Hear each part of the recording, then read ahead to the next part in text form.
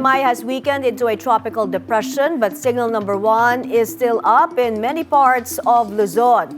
Let's get the latest from our resident meteorologist, Benison Estareja, joining us via Zoom. Benison, nasaan ang bagyo? Miss Mai, sa ngayon po si Tropical Depression Maymay ay nandito pa rin sa may Northern Luzon in the vicinity of Tanudan, dito po sa may Kalinga as of 10 in the morning. It has maximum sustained winds of 55 kilometers per hour near the center, gustiness of up to 90 kilometers per hour, and is moving southeastward ng mabagal. So within the next few hours, tatawid na po ang bagyo dito sa may Cagayan Valley at may tsansa na by this afternoon or mamayang gabi ito'y humina pa bilang isang low pressure area and eventually po mag-emerge dito sa may coastal waters sa may east of Luzon by tonight. So sa ngayon po nakatas pa rin ang wind signal number 1 over southern portion of Babuyan Islands, Ilocos Norte, Ilocos Sur, La Union, northwestern Pangasinan, kayo sa Apayao, Abra, Kalinga, Mountain Province, Ifugao, Benguet, mainland Cagayan, Isabela, Quirino, Nueva Vizcaya, at sa northern and central portions of Aurora. At pagdating naman po sa mga pag-ulan, we're expecting that apart from the effect of Maymay dito sa Northern Luzon, may habagat pa rin po over Central and Southern Luzon, including Metro Manila, plus Western Visayas. Yung pinakamalalakas sa mga pag-ulan, ito po mga nasa western side or yung facing the West Philippine Sea, at possible po mag-persist yung ganitong mga pag-ulan natin hanggang sa weekend habang patuloy ang epekto ng southwest monsoon. Benison, sinabi mo mas magiging maulan pa rin, especially ngayong weekend. So ano ang mga areas na posibleng may mga heavy rains pa din?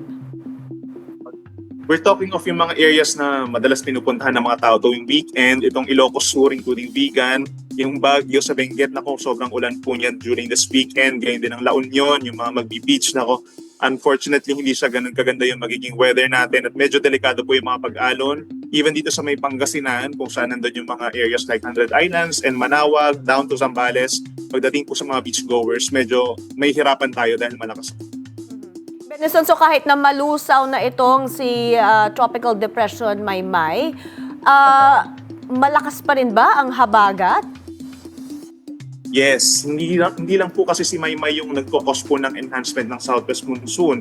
We also have another typhoon. Nasa labas naman ng ating area of responsibility, ito si international name na Dolphin po, no? At nasa higit 1,300 kilometers east-northeast of extreme northern Luzon.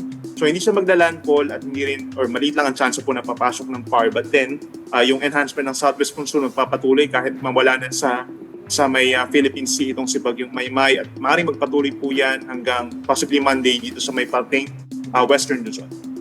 Kasi itong si Typhoon Dolphin, nakita ko doon sa metra natin, by 2 p.m. on Sunday, hindi pa rin siya nagla-landfall, so malaki pa rin yung yung hangin na dinadala niya, itong moisture.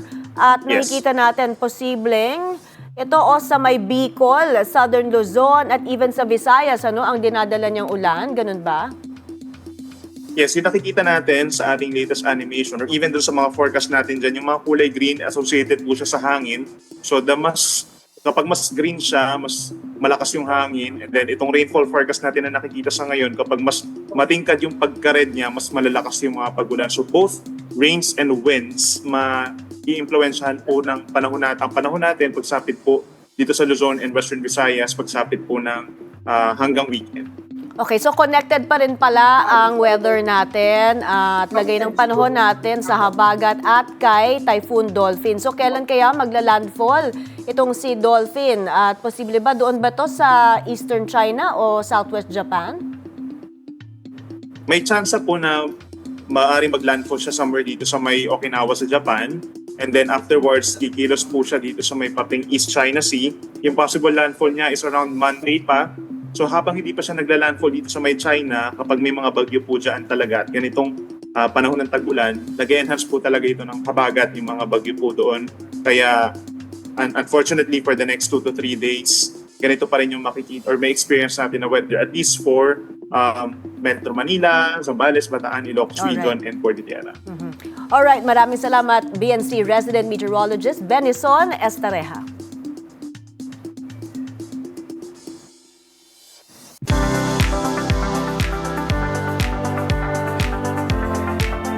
Thank you, Benison.